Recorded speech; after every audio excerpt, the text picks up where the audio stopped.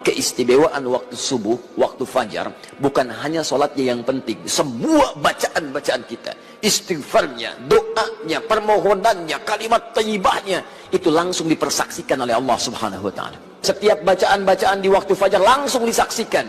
Kata Nabi, bukan hanya Allah yang langsung menyaksikan, seluruh malaikat siang dan seluruh malaikat malam berkumpul keseluruhannya di waktu fajar untuk menyaksikan orang yang berzikir di waktu fajar. Sungguh ada sebagian orang takwa yang tinggalnya di taman surga. Orang-orang ini langsung mendapatkan segalanya dari Allah Subhanahu wa Ta'ala. Apa amalannya saat di dunia? Mereka itu orang-orang ihsan. Ciri pertamanya, mereka itu orang-orang sedikit tidurnya.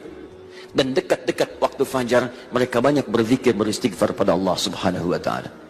Karena itu, manfaatkanlah waktu setiap ada kesempatan fajar. Jangan tinggalkan. Kata Nabi, kalau orang tahu kemuliaan di waktu fajar. Ada peluang pekerjaan, kejar. Ada peluang materi, kejar. Kenapa akhirat yang ada peluang surga, nah di situ nggak Anda kejar? Bukankah tengah malam itu ada peluang untuk menjemput surga dengan tahajud? Bukankah ketika Anda tahajud ada surga yang telah Allah siapkan di taman surga dengan segala keindahannya? Bukankah ketika menjelang subuh waktu sahar ada ampunan dosa diberikan? Ada pengabulan dari doa yang dipanjatkan? Ada semua doa yang dimintakan langsung dikabulkan?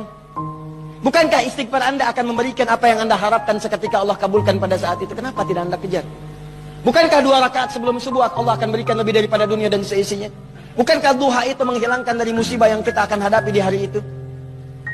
Bukankah sedekah melipat gandakan apa yang kita telah dapatkan? Kenapa tidak Anda kejar? Duhai Anda yang merindukan surga, jangan cuma dirindukan, karena semua orang pun merindukannya. Surga itu tidak dimasuki dengan kerinduan. Surga hanya bisa dimasuki dengan amal saleh dan keimanan. Kalau Anda punya masalah dalam hidup, kata Allah, jangan mengeluh. Ayo minta solusi kepada Allah. Pertama, terima dengan sabar. Menerima dengan sabar memberikan ketentraman pada jiwa. Minimal jiwa tenang dulu walaupun solusi belum datang. Jiwa yang gelisah hanya akan menghadirkan keresahan dan sikap yang tidak penting. Kata Quran, sabar dulu, terima. Ini ujian. Tidak mungkin Allah menguji seseorang yang tidak sanggup menerimanya. Allah hanya akan menguji seorang hamba kalau dia sanggup menerimanya.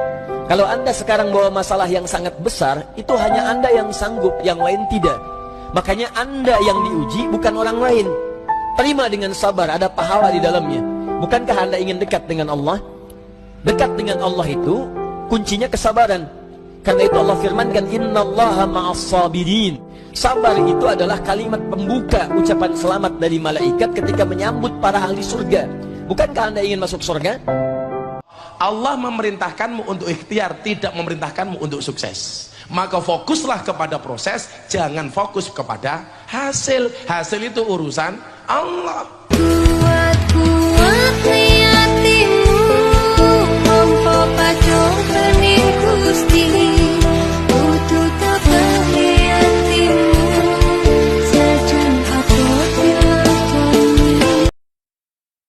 Setan itu sebenarnya pengecut. Demi Allah saya katakan pengecut. Dia cuma berani bisik-bisik.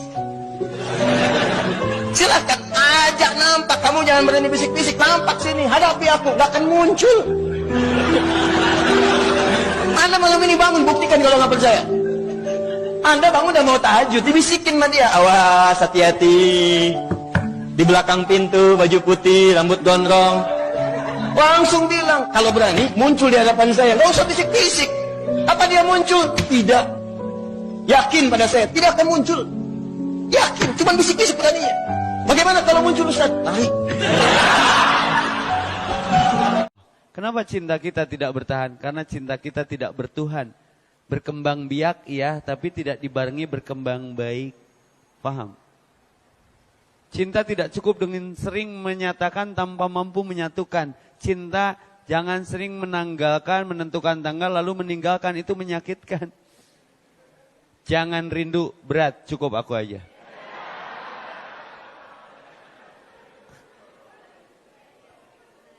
Rindukan sang perindu karena Allah itu pencemburu. Kenapa merindukan makhluk yang belum tentu merindukanmu? Bertepuk sebelah tangan lelah tahu. Mending kalau dianya suka, kalau dianya enggak. Seperti mengejar bayang-bayang. Kita gerak, dia gerak. Kita diam, dia diam. Capek.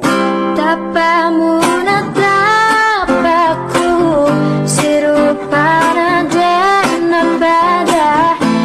Saya sama kamu itu seperti Indomaret dan Alfamaret. Maksudnya berdekatan tapi tidak pernah jadian. Rasa sayangku wis mati, ajeng dadi Lebih baik ahli maksiat yang khawatir dengan kemaksiatannya daripada orang yang banyak ibadah tapi sombong dengan ibadahnya. Karena pada akhirnya surga itu akan ditempati oleh ahli maksiat yang mau bertobat, bukan orang yang sok suci namun pada akhirnya tersesat.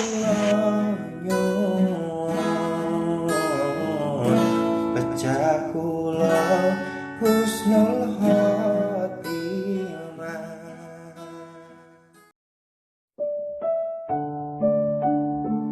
Sejahat-jahatnya manusia, Allah masih sayang. Pasti dibawa jalan untuk berubah.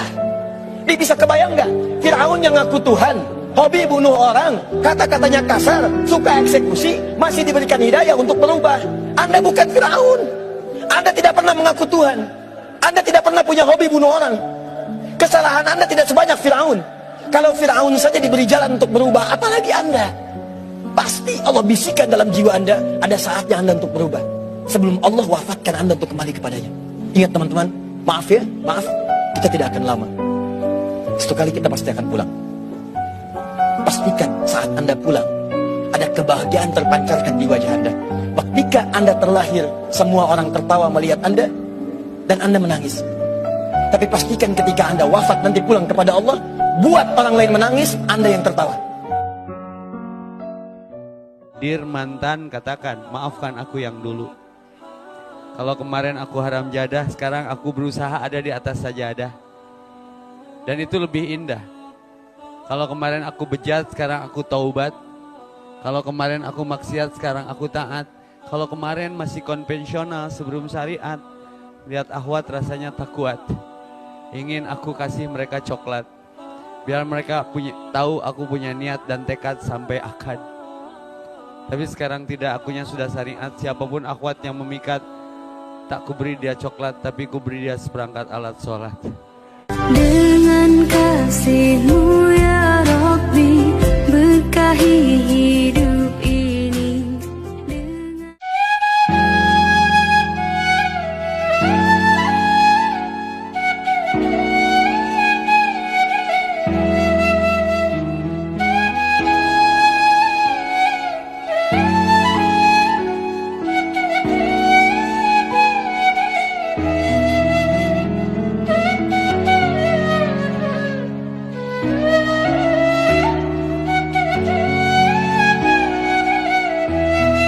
Demi Allah ibu, demi Allah, biar ibu salat tiap hari, bahkan sampai hitam jidatnya, puasa Senin Kamis, ngaji, tadarus, tahajud tiap malam, tapi tidak taat sama suaminya, mendurhakai suaminya, dia kurang ngajar sama suaminya. Demi Allah, jangankan masuk surga, baunya surga diharamkan bagi ibu seperti ini.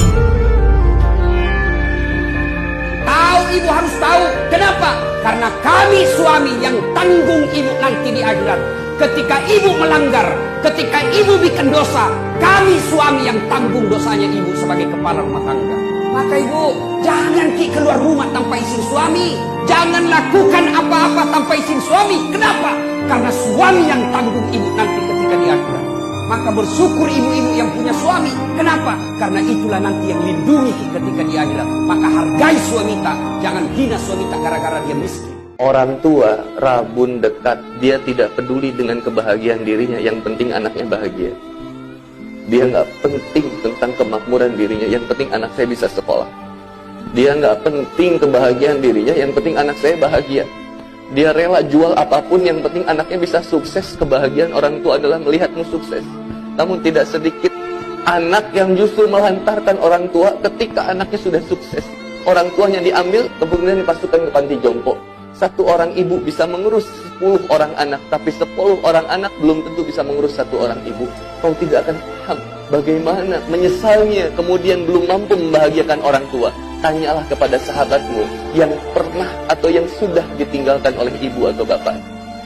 Pelajaran bagi orang tuanya yang masih hidup. Brother, kau masih punya waktu untuk membahagiakan ibu. Sekedar mengucapkan kalimat maaf kepada ibu. Kalimat Allahu Akbar di semua tempat terdengar. Pertanda Ramadan kelar, sholat id pun digelar. Saling meminta maaf karena kemarin hilaf. Dari preman sampai rapper tiba-tiba pada insaf. Allahu Akbar, Allahu Akbar, Allahu Akbar. La ilaha illallah, Allahu Akbar, Allahu Akbar. Walil